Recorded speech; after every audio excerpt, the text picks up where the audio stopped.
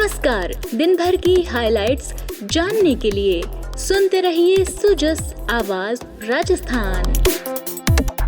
मेधा के साथ आप सुन रहे हैं सुजस पॉडकास्ट में प्रदेश की खास खबरें। एक नजर आज की हेडलाइंस पर।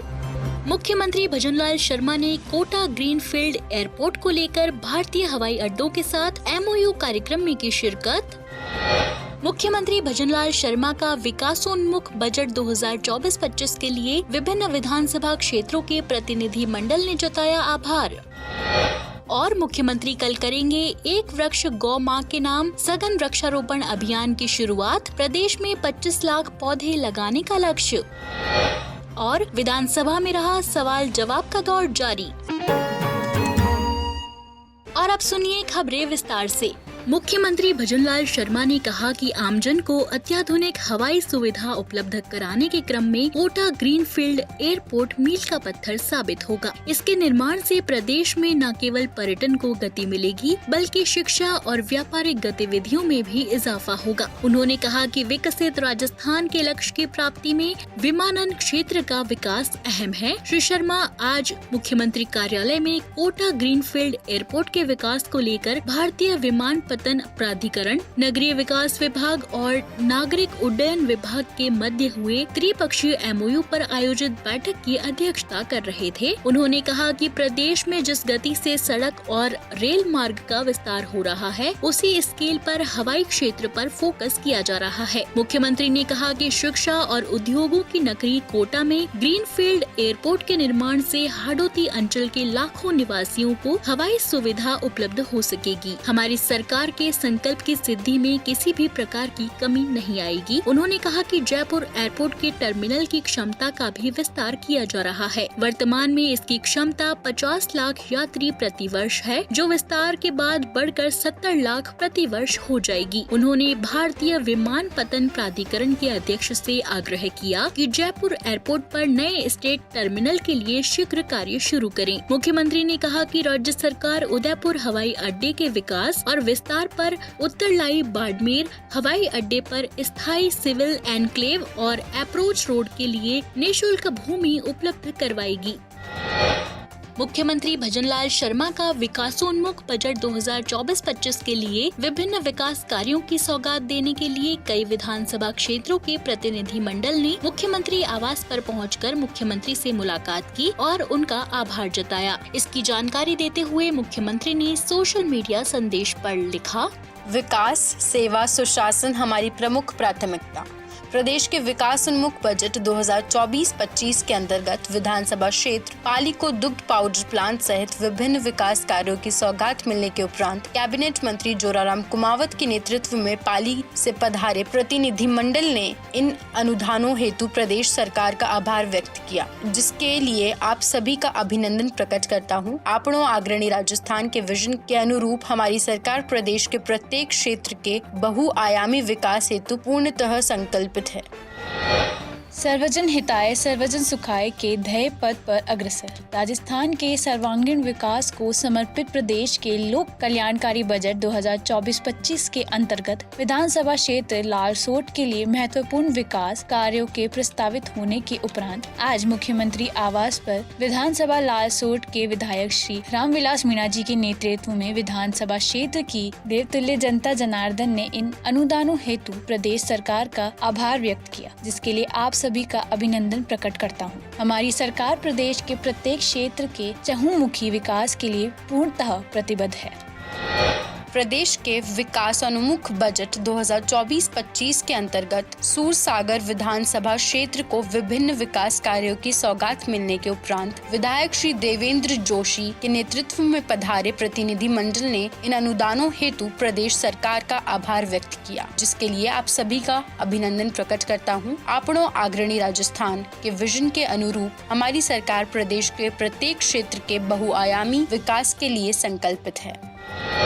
राजस्थान के लोक कल्याणकारी बजट 2024-25 के अंतर्गत प्रस्तावित विभिन्न विकास कार्यों के उपरांत आज मुख्यमंत्री आवास पर राजस्थान के सरपंच संघ के सम्मानित पदाधिकारियों ने प्रदेश सरकार का आभार व्यक्त किया, जिसके लिए आप सभी का अभिनंदन प्रकट करता हूँ। विकसित राजस्थान के संकल्प के अनुरूप हमारी सरकार प्रदेश के चौतरफा विकास के लिए सतत क्रियाशील है। बढ़ते हैं आगे।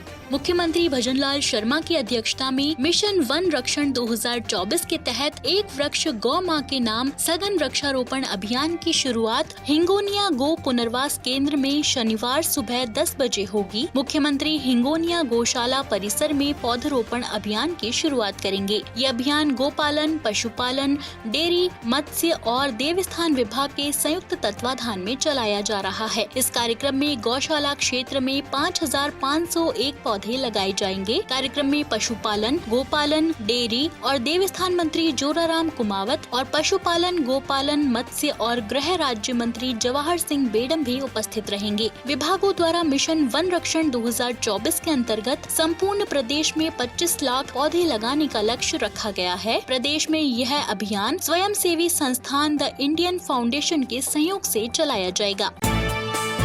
और अब विधानसभा में आज